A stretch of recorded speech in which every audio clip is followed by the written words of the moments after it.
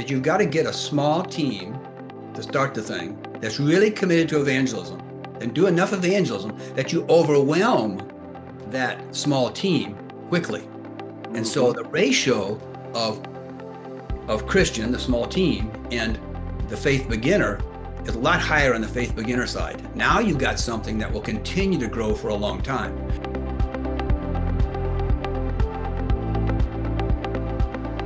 All right, thanks for joining us for episode 2 of the For the Harvest podcast. I'm here with the Worcesters, 3 of them anyways, and we're continuing our conversations around accelerating evangelistic growth across the globe.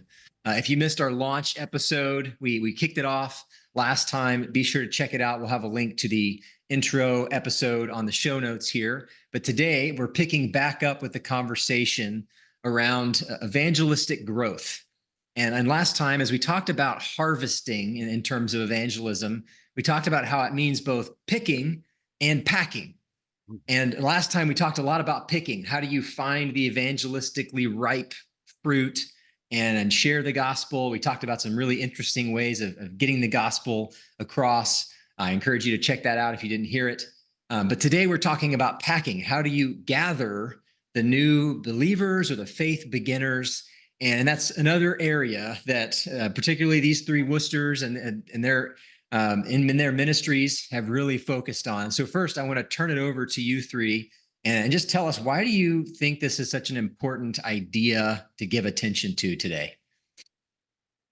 Yeah, I mean, I think one of the things is that you tend to reach people with say the discovery evangelism, but then often what happens if you bring them into an existing group, they may or may not fit the culture or the spiritual level of the group, and so they may bounce off. And so there's just a big problem with kind of stickiness of your church. When people come in, do they really stick to your church, or do they bounce off? And so that's I think something that we want to kind of address today. So. And I'm an evangelist, so nothing gets me more excited than seeing someone cross from death to life. But we know that that's just the start of the process of discipleship in that person's life. And so we want to help them plug in to a church or a ministry that will really help them grow and thrive in their first steps of following Christ. So Jesus said, go make disciples. And so part of that is seeing people cross the line of faith, but then it's also teaching them to obey everything that I've commanded you. And so we want to, the way to do that is plugging into a church or ministry. So, I just say, as we think about last podcast and this one, it's sort of the 1-2 punch for evangelistic growth. Evangelism, that's the discovery of evangelism. The growth part is that they actually keep going to the group or church you're starting, and the thing gets larger in time, and you reach more people, and they tend to stick. Okay. And John, I know you've shared some pretty interesting statistics and also stories over the years as you've seen churches grow and sometimes not grow. And just tell us a little bit about what you've seen in that arena and why you think this is so important. Okay. Yeah. Well, I mean, I think we all know that about 80% of churches that exist today around the world are either plateaued or declining. That's just a reality. Both some people think that's unhealthy and that's wrong, but we're going to talk about that later. But I'm not so sure about that. I think some of it's natural. But anyway, we can. But the other thing, as we look at this situation, there's two illustrations I wanted to share. One was when I started my first church in California and Los Angeles area. There was another guy who started a church at almost exactly the same time. And he was in a different suburb, but same time. And his approach was he brought in 19, what I call Green Beret Christians, to help him do it. It came from a really good campus ministry, and they were really, really sharp people, and they're all geared up to do evangelism. And they had their meeting, and they would go out and do evangelism. But when they brought the person, kind of usually one at a time, that got interested the same week, come back to the group of the 19 Green Bereters, none of them would stick. And so that guy looked like it would be a great church plant, because all these mature, versus Christians. They're good people. I knew the leader of it. And but that group never grew. It didn't happen. Same time, we started from scratch, just my wife and I, and we started our whole core group with people that we met in the community, people that became Christians. I told you a story about one of those last time, and that church is one in the same period of time. It had grown to about 150 people and 90, about 100 adults, and 97 of the adults were new converts. So it grew in a different kind of. It actually grew. That's one illustration. Another illustration is it's along the same lines. This is two men, same time. I knew them both. They're both friends of mine, actually. They both started church in the same city in Dallas and area. And one started with 150 people from a church. Wow. And they were really trained. They were mature people. And oh man, this is going to be the most exciting church plant ever. And they put them in groups. And they were going to do evangelism in each of the groups. So they had 10 or 12 people in each small group. And they're all training them to do evangelism. And ends up 2 years later, they did some evangelism, but they never really grew the groups. They didn't start new groups for the new Christians. They just tried to bring them into those groups of older Christians. And that church was still 153 years later. And the other buddy of mine, I was coaching him a little bit, and he did more of the approaches that we take. And he just started from scratch, reached non-Christians, and he ended up reaching about 50 or more people a year. And that church grew, and it became a church of about 1,000 in the same city, same year, same age guys, both good character. The strategy was a difference. So, okay. So I don't know about you guys, but that kind of begs the question, like, what is this strategy that we're talking about? Because I mean, who wouldn't want 19 Green Beret Christians on their launch team? So what's the strategy we're aiming at here? Yeah. Well, what we're talking about is what Jesus says. He made a real blatant statement almost in your face. He says, new wine must, and he uses the word must, new wine must have new wineskins. And so I come back, and we're going to look at that in a minute, the interpretation of that. But that's the issue is new wineskins. It's new gatherings of people, and we are going to define new wineskins as is any gathering of people that are in the gathering is designed for and filled with faith beginners. In our definition, we'll use that term a lot, faith beginner. What we're talking about, either they're seekers, not quite Christians yet, but they're interested enough to come to a Bible study or a church, or they're brand new believers. They're new disciples. And so that includes both of those kind of groups. And sometimes you don't know which one they are at the stage when they're first start coming around. So new wineskins is our topic. We think that's key. So let me repeat. You said the definition of a new wineskin in our context here is that it's a meeting or a group that's designed for and filled with faith beginners. So how do you qualify faith beginner? Well, that's the seeker, the person, a seeker, or he's a young Christian, maybe a few months old, or maybe a year old even, but he's still new in his faith. He's not somebody who grew up in the church that just knows all the Bible verses and that kind of thing. It's not the old time Christian.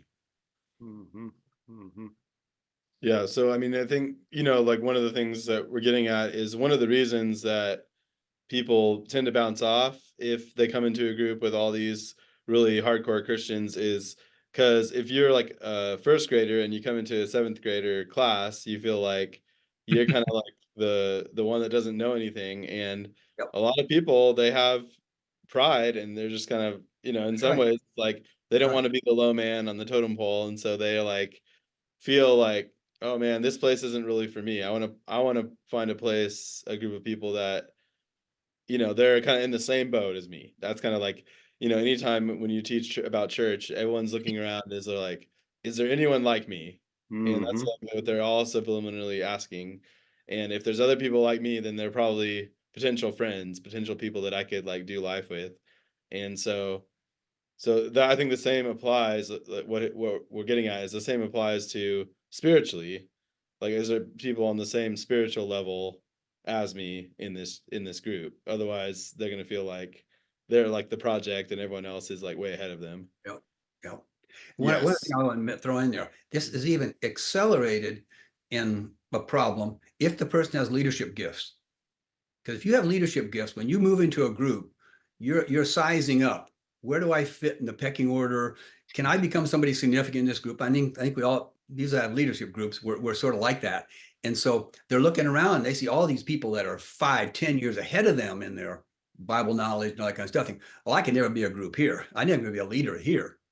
And so they don't stick around, but they come in and kind of everybody else. No, we had two girls that both said this, and saying they came to a church that we had that had a lot of these new believers in it, and they said, "Oh, I just love this church because nobody else knows anything around here either." Yeah. It's just kind of like, Hopefully the I pastor hope they were talking about me, but anyway, it was kind of, but and then I think the same girl, a different girl, she said, "Well, I love this church because nobody else knows anybody else around here either. We're all new, we're all starting at the same place, and we're all new to this thing of church and Christianity." And that's a sticky environment. Now, you don't want to leave them there. You want to grow them. You want to get them fully committed to Christ, and that's been the problem. Some of the churches that become kind of so much on that end that they don't really call people to full commitment to Christ. But I think that would be another mistake. We need to, when they're coming and they're feeling comfortable and coming around, then we're teaching the real gospel and the full on lordship of Christ, and then we help them to really grow so they don't stay as a young Christian. That's really good. Yeah, and I feel like even bringing it back to the baseline principle of you put yourself in the mind of a brand new, and I work with college students, so I'm just going to roll with that illustration. Sure, that's great. A new college student that we're out meeting and sharing the gospel with, and maybe they are really open. God just opened their heart and they come to Christ genuinely. We bring them to our weekly meeting. Their first question in the back of their mind, whether it's the right question or not, is, can I relate to these people? Are these my type of people? Yep. That's that. And do I fit in? They're not looking for a friendly group. They're not even looking for a group that will the best teaching or the best whatever, fill in the blank. They're looking, can I make friends here? Bottom line. And that's like a lot of next gen, like younger people in that demographic. That's the biggest question. Can I make friends? They're not looking for a friendly group. They're looking for friends. And so having that, and a lot of times this is what I've been praying for and encouraging leaders to pray for, that pray not just to reach individuals, pray that we'll reach whole friend groups with the gospel. That's good. And like even look towards that. And when you reach a new believer from the very get-go, say, oh, this is amazing. Who else do you know that could be a part of this, like getting plugged in and even starting a group around that new believer? I know we'll talk more about that in the discovery group idea, but I think thinking that way, like birds of a feather flock together. And even more so, Gen Z, they want a little crew to run with more than ever. Like I do a discipleship school here in Hawaii, and I assign them a podcast to listen to once a week, like an audio message, a good discipleship audio message. They even listen to those together. Like, it's kind of weird. Like I'm like, I gave that to you so you could like do your workout and listen, but they just got on the little room. They sent me a picture. They were listening to me. I was in the other room and they were all listening to a podcast of me preaching. It was just weird, but I think it's something we need to tap into, that group dynamic. That friendship idea is so even more so in this next generation. So and wouldn't you say on the campus ministry, it's also for freshmen. Freshmen come to college, and one thing they want to find some friends, and the friends they meet, what happens? They're the ones they're going to stick with. Same thing as a new suburb that's growing. People move into a new suburb, or immigrants come to a new country. They are hungry to make friends, and they're usually looking for people like themselves. Oh, I mean, when we just moved to Hawaii, our family felt that way too. We were desperate to make, I'm even tearing up because I think people that are moving to a new location, man, they are desperate for friends, and especially for their kids. If they have kids, they want their kids to make friends. And man, trouble, and people tend to come to Christ in trouble and transition. And that sense of need for community is so strong. We could go off on that, but Yeah. Let me catch my. So I have kind of a question. I think they can get us into the kind of the meat of it. Like, so, the church that I'm at right now has been around for 30 years, and uh, they have something for everyone, and it's a little bit of a larger church, so like someone can come in and kind of feel like there may be someone like me, but it's also big enough where it's not obvious the demographic, and so. Yeah, how would this principle apply? Because I think it's really obvious in a group that's like mid-sized to small, like where you come in and you like immediately know what the demographic is. But for larger churches and ministries, how would this principle apply? Okay. Um, just Well, like a most of my experience have been in the startups up to 150 or 200 or so. But I would say the key for a larger church like that's 30 years old, and the people that have been coming, most of the people have been coming for quite a while. There are some new people coming, but you've got to sort of separate them out. And so not only separate them out, but you start a new group for the faith beginners or for the fresh start with God. You kind of get someplace where you collect them together, and Mhm. that starting that new group has good potential to grow, and then hopefully they will then even reach out to their friends and it'll grow even more.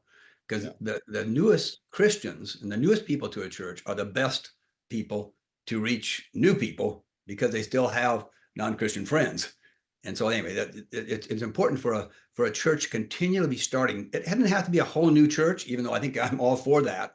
It could be starting a new group of some sort, raising up a Yeah. leader, sending him out to start a new group, a new wineskin that will reach new people, new wine. Yeah, so that's good if if you're in one of those situations that don't think of it as, oh, we have to like start over completely from scratch, but you That's can right. start a brand new group within your church or several brand new groups within your church Yep. for different types of people. And so I love that idea too of like, yeah, if you have something that's working and keep it going, and you're gonna reach new people through that at some level, but I think that's the kind of the myth too of like, if I just tweak my current thing enough and I just get the right mixture, the right music, the Right. right picture, the right, whatever it is, then Yep. somehow maybe it'll take off and blow up. But I think it's not either or. You want to keep getting as good as you can on that level, but Mhm. people get so stuck in that they're like, oh, we need to grow ourselves before we can start anything new. And that's Yep. just a false dichotomy. So I think What that's did, what another. did Einstein say about a crazy person? Yeah. You Yeah. remember It's that? doing the same Crazy thing. person does the same thing over and over again, thinks he's going to get different results every time. Yeah. Another way to There's say something that to is, yeah, if you do what you've always done, you'll get what you've always got. And so, that. yeah. Mhm. If you want to get something new, you got to do something new. And that's another case for age and stage type ministries. There's actually in the reading different Christian books and talking to leaders, there's almost a trend against that where it's like we need to have intergenerational relationships and in the church and all that, which is true. But as far as evangelism and plugging people in, and it's still the reality. And some people could argue, well, that's shallow that someone thinks I only want to be with people like me. We live in a fallen world and we're trying to reach people that are not perfect and they're not going to have perfect impulses like, oh, I just need to be with everyone all the time. But so having a young adult ministry or a college ministry can be a great way to reach new people that age and then just plug them in. And yes, still get them plugged into the overall church. But often that starts like 90% of the students we reached in Chico, it was from our college ministry because we had a vibrant college ministry. It wasn't because the church was so awesome. It was because the church is awesome. But I think it was because we were so focused on reaching them specifically. And then now there's a thriving amount of students that are integrated to the overall church. And you were able to bring enough of those new Christian students into the church at the same time that they had an automatic connection group there. And so they Yep. also better, right? Yes. Yep. Mhm. Totally. Hmm. Yeah, I know one of the ideas that's also pretty prevalent is that church meetings should primarily be for Christians or for the people in the church. And I've heard that idea said, but how does this idea kind of fit with that or not fit with that? Well, you say primarily, I'm not going to argue about that, but the other thing, almost like all church, I've heard him say it, all church meetings should Mm, be for Christians, just to disciple and equip the Christians, and then they go out and do the evangelism and that kind of thing. But I think it's one of those both and things. It's both go and tell and come and see. But when you have them come and see, you got to come and see the thing that's actually can relate to, they can relate to, and some people they can relate to in a similar spiritual level. So it's kind of a both and. I think they go too much of extreme on one or the other. But if you look at Jesus' ministry, look at Jesus' ministry. Think about it. He met, I wouldn't call them church meetings. He met with crowds. That I think it's Luke 6:17. And it says that there were crowds of people and crowds of disciples at this huge meeting they had. And the word for crowds in both of those phrases was the same word in the Greek. There were multitudes, lots and lots of non-Christians or people and disciples who were Christians. And so he had meetings like that all the time. And so I think you can do it. But a yeah. little bit of it is the stage of the church you're in. On the early stage of the church, it sort of can be geared more for evangelism and for the newer people. And you kind of start this new, spiritual preschool and nursery and kind of grow it up over time. And then later on, you in that deeper church, you're doing other things. But that church has got to do some different stuff too. Once you get there, we can get into that later. Yes, I would say, especially when you're a smaller church or ministry, you have an advantage of being able to really focus on evangelism. And a man's hunger drives him on. I mean, if you're going to have anyone come to your church plant or your new ministry, you better go get them. You got to do it. You got to do something. And even thinking about groups, if say you're a group of 30 or 40 in the church plant phase or in a new ministry start phase, I would even say I often coach leaders to consider starting discovery groups, evangelistic groups instead of community groups. Because if your ministry is the size like 30 already, that's a community group in of itself. If you're already doing a weekly meeting for them, get them starting evangelistic groups among pockets of people, and that can accomplish a lot more to kind of like grow and multiply what you're doing. Yeah. And I see what you got to do. I think on the key on this is you've got to get a small team to start the thing that's really committed to evangelism and do enough evangelism that you overwhelm that small team quickly. And so the ratio of Christian, the small team, and the faith beginner is a lot higher on the faith beginner side. Now you've got something that will continue to grow for a long time. So the team you select, and you don't want just anybody there, but even small group. You start a small group with 8 Christians, and they're going to try to grow it through evangelism. But again, they finally get a non-Christian to come to it, but he comes to it's 1 to 8, and he doesn't fit the group. And then they get in there, and all the Christians are doing all their cross references and showing what Bible knowledge they have, and the guy just feels that's new to it. He just feels completely, out of it. And so, unless he's just really desperate, he probably won't come back. And back that ego thing that David was talking about earlier. Well, I want to just to make sure that we can. I know we've got people listening that probably are from bigger churches, some from little churches, some from campus ministries, and so I know that there's a lot of really practical takeaways here, and so I want to make sure we get to hammer those out really well. So for somebody who's in I'll take myself as an example, right? So I've got a small church. We're fairly new, but not quite new wineskin level. We got about 40 adults. And so I've been thinking about how to apply this, and I want to do some discovery Bible studies, or some small new groups for evangelism. But would you recommend for me or somebody like me, do I try to get 2 or 3 people, or what's the right number of people to try to get to do this evangelistic work? Okay. Well, I think I'll say this. Let's go back to Jesus. How did he start his movement? And this is what we're building. I mean, our whole thing is harvest like Jesus. How do we reach people? the way Jesus did. Let's look at what his example. He said, follow me, I'll make you fishers of men, right? So it's pretty good, pretty wise thing to do. What did he do in John 1? Well, he went out, and I think he did discovery evangelism. He went out to John the Baptist meeting, met a bunch of people. We talked about that last week. And then what's the first thing he did in John 1:39? He invited them, come over to my house late in the afternoon. And they spent the afternoon listening to Jesus. It's like reading the Bible when you're listening to Jesus.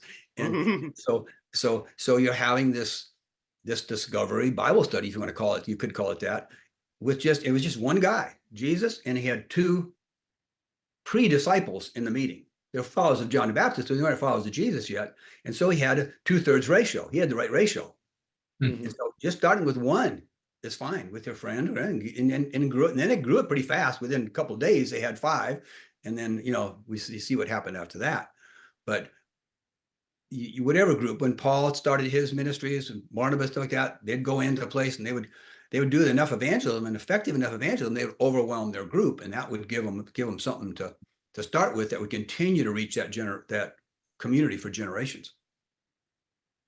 That makes sense? So looking at him, Jesus did it. And so you can start with 1, 2, or 3, but you've got to do enough evangelism that when you have your first meeting, you've got more of the faith beginners there than you have the old timers. That's the key. And that's what almost never happens in my observation of watching guys try to grow groups and churches around.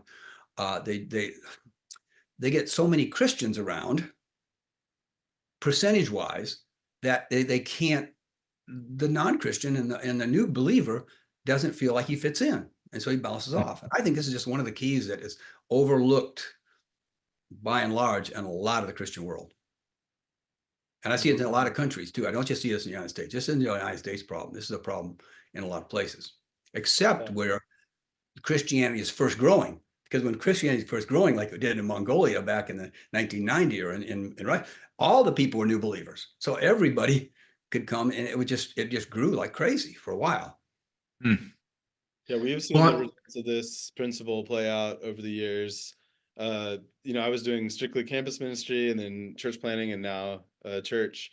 And in my campus ministry, we had a strategy for a while that we were actually starting evangelistic Bible studies on 2 different community colleges and San Diego State. And it was working really well for a while. There's factors of why it didn't last forever because of community college. Every 2 years, you get a new group of people. But if we had a solid person on that campus, I think it would have been really effective at just continuing to reach that. But what happened was we were like, oh, it's too much work to do a separate meeting on the community college. So let's let all the community college kids come to San Diego State meeting. And so what happened is we had too many community college people coming, and it actually changed the whole dynamic of the group, and we stopped being as effective evangelistically. And so it's really interesting the way that played out. And so we saw those dynamics at play. And then when it came time for me to start Compass, actually, one thing we were debating is whether or not we can bring Challenge, our current college ministry, with us. We could just be like, oh man, we could launch large. We could already have a group of 30 or 40, whatever, come with us and start the church. And we were just thinking about it, and it was this principle that helped us to figure out, okay, no, we're gonna select, maybe we really ended up with 3 or 4 people from Challenge, from our college ministry, to help us go start Compass from scratch. And I think that was really, in the long term, a really good decision, because it took us a little bit longer to go, but we grew pretty quick to that similar size of 50, 70, 60, 70. And we've been at that size for a while now. So that's kind of like the size that I generally can, grow something to. And so it's just kind of a interesting, seeing those dynamics play out. And if we would have started with, that bigger group, I don't know what would have happened, but my guess is maybe we could grow it to a similar size that Compass currently is. And instead of having 2 groups, which are still, Challenge is still going, now we would only have 1 group.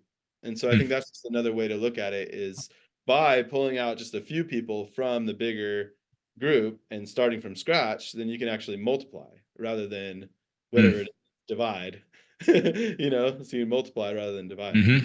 And if you started with the 30 Christians from your other campus ministry, you might have grown, you might have even grown larger, Maybe, yeah. but you have to analyze what the growth was. Yeah. The growth of churches that start with a big core group usually grow by transfer growth, not conversion growth. I can show you study after study, example after example of that. If you start out with a lot of Christians, now you see you have this group that starts with a big core group, and they're all kind of, advanced Christians, and other advanced Christians in the area will hear about, oh, that's the hottest church. They got a lot of good discipleship and good teaching there, and so they will come, and the church will grow fast, and maybe even larger than the church that's growing by conversion growth. But they'll have a lot less conversions at the end of it. And I think what Jesus is after is fruit, which is, we call it, we'll probably use it on this podcast. We'll use a little acrostic called ABS. You guys, I don't know if we talked about that last week or not, but an AB is an adult baptism that sticks. And it's somebody who comes to Christ and they're willing enough to identify with Christ, get baptized, and then they keep coming to the church. They stay with Christ and they stay with the church. That's evangelistic growth. And so we always asking people, well, how strong are your abs? And I'm going to have a good six-pack here and get that going. And a lot of so Baptists in the potlucks have a lot of flabs. what's that? We got flabs, not abs. Flabs. We'll have to get an acrostic for that someday. You're in charge of that, David. The acrostic for that one. Anyway. Paul, have you seen the Wineskins principle play out in your ministry? That's good. Yeah. I think there's a way to think about it in a big scale as far as planting new churches, planting new ministries, but as a individual ministry, you can also apply the same principle, but on a smaller scale. So if you have well committed, if like at a certain point, about 8 years in, we had about 50 committed student leaders that we had trained, and that each year we kind of had a new batch. And that's one of the perks of college ministry is you can keep the ratios decent because they're all young and you lose a fourth of them every year for graduation. Right. So there's pros and cons to that. But but we also were able to team them up and they could divide and conquer. And so we started affinity group ministry on people groups or groups of people, fraternities, sororities, athletic teams, dorms, majors. We kind of divide. I said this last time, but it's the campus or your community is more like a waffle than a pancake. And we want to get the syrup of the gospel into every nook and cranny. And so we would send teams of 2 to 4 out to start a new group for a very specific group of people. And it got to the point, we called it your personal ministry target. And so that's what we called it. Have them, and we even have a worksheet called and now we changed the title to make it more politically correct. The Personal Ministry Impact Worksheet. Some people didn't like the word target, but whatever. But we go for that Personal Ministry Impact Worksheet, and a student will fill that out and put together a team, and they'll go try to start an evangelistic Bible study for their dorm, for their major. And it's they get to actually take the initiative. I wasn't up there being like, okay, you guys go here, you guys go there. It was more like, let's discern together where God may be calling you to go start a new group and kind of start. So we started all these little mini groups. Some went well, some kind of they tried, but they never got a group going. But I could talk for a long time about different stories of students. They moved into the dorms together just to start a new Bible study. And they ended up seeing 12 people come to Christ in 1 year, getting baptized. And they endured all sorts of stuff in the, like, living in the dorm, the smell of weed and the more expensive, And so they were in there and they were really living on mission as like a team of 4. They all moved in the same dorm together. And so I do like the team approach, but it doesn't need to be a huge team. So maybe 2 to 4 is really helpful. You want it to be small. Overwhelmable. Yeah. One of the things that I think you brought up, I think is a good thing for us to discuss at some point, is that idea of the target. Like, what is wrong with having a target? I think that's a good thing to discuss, because if you look at Jesus's ministry, he actually had a target. Like he went first to the Jews. He said, I'm first going to the Jews. But the reason he went to the Jews was for the sake of the whole world. That was God's whole purpose for choosing the Jewish people, was that he would reach them so that they could be a blessing to the whole world. And so I mean, if you don't want to have a target, you're probably not going to be very effective. That's the whole thing of like, if you aim at nothing, you'll hit it every time. And so I kind of think it's biblical having a target of people. I Um, agree. And with the target, he not only was going to bless the world through the Jews, but he showed us how to reach a specific target. So we can look at his principles and his practices, his methods on how he reached that one target, and we can take the same principles and we can apply it to other targets. So it's good missionary training just to watch how Jesus did with one group. Is how we can do it with new groups. When I went to Russia, we had to do it differently. I had to think about Russians. We had to think about the unchurched Russian, not the Russian that goes to church. Went to Canada. We had to think about the Canadians, which you think they're a lot like Americans, but they're not. They're very different on the inside. You might look at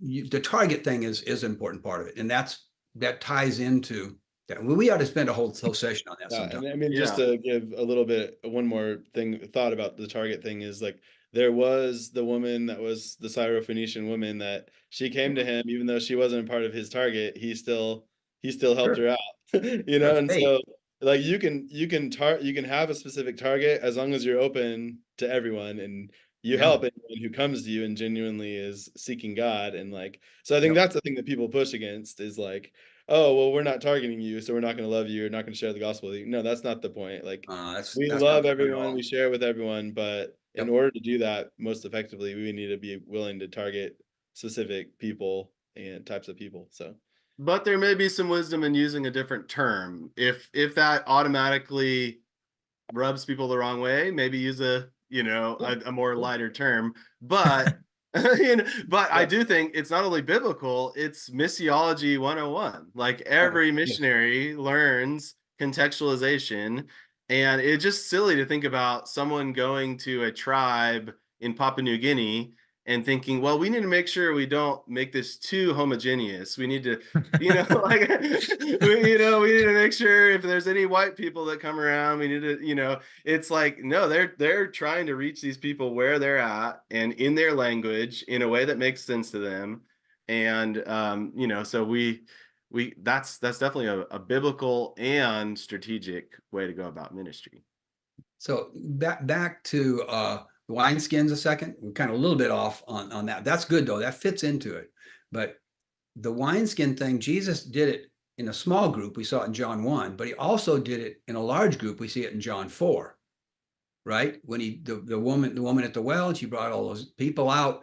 And so he had a large group crowd. And so that large group crowd was also designed for and filled with faith beginners, just like the first one.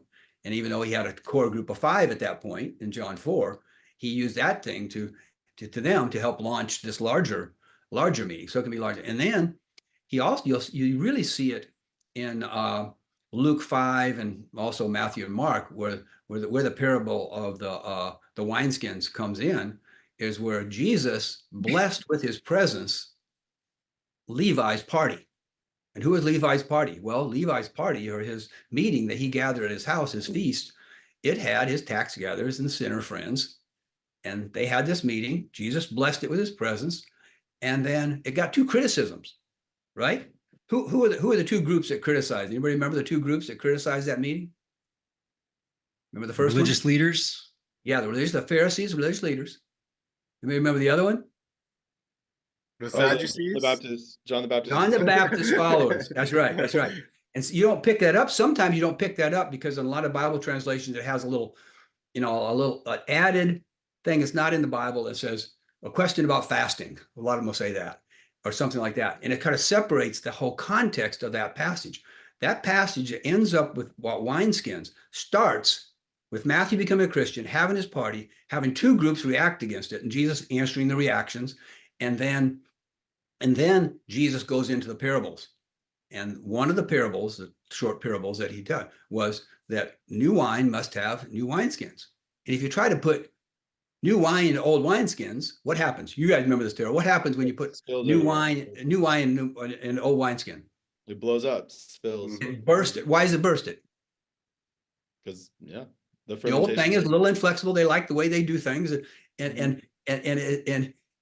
and the people in the old wineskin, they just naturally sort of look down on the person who's kind of not with it, doesn't know all the ropes of the church and those kind of things. And you can try to work against that, but they can kind of sense it. So, but the big point of that parable is that the new wineskin needs to go into the new wine needs to go in the new wineskin. And I personally believe that a good application of this is that the new wine are the new people that come to Christ. That's the fruit of the vine. And that's the people. And they're the ones that if the group blows up, they're liable to be spilled out. Jesus even says that they'll be spilled out.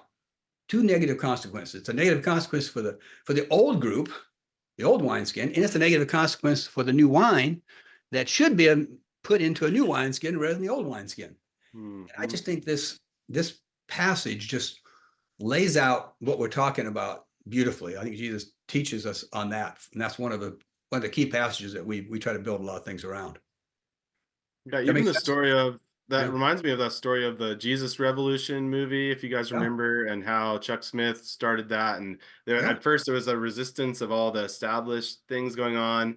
It's a really good illustration of those dynamics. By the grace of God, they were able to kind of move forward. But a lot of times most of the people left the old church.